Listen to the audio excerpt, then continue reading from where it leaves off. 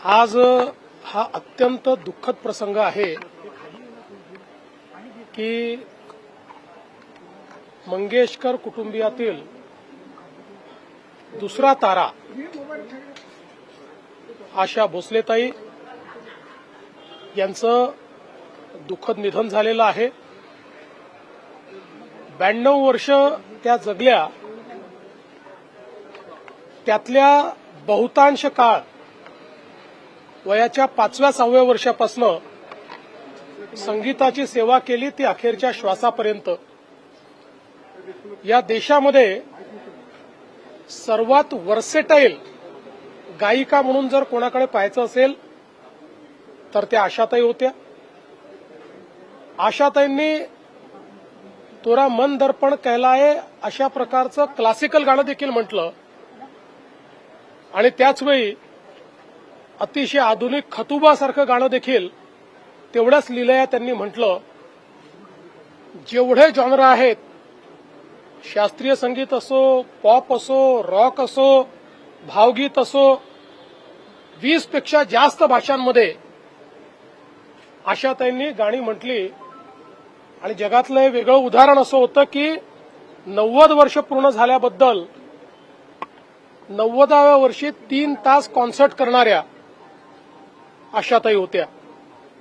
आम्ही जेव्हा महाराष्ट्र भूषण पुरस्कार त्यांना दिला त्यावेळी त्यांच्या जीवनाचा जो प्रवास त्यांनी सांगितला, किती खडतर आयुष्य जगत त्या इथपर्यंत पोहोचल्या, हे खरोखर अत्यंत प्रेरणादायी होतं।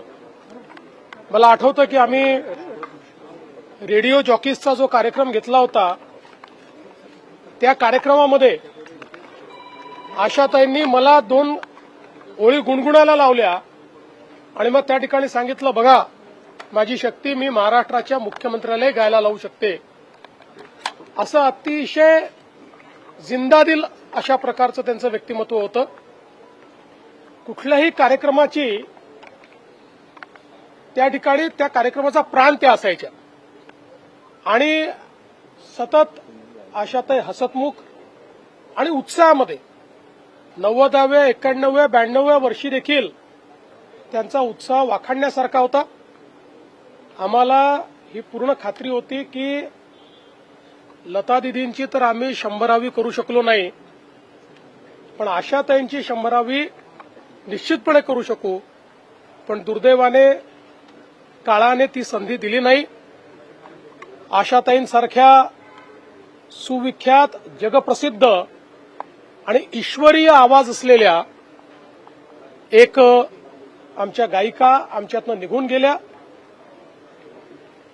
मी त्यांना विनम्र श्रद्धांजली अर्पण करतो।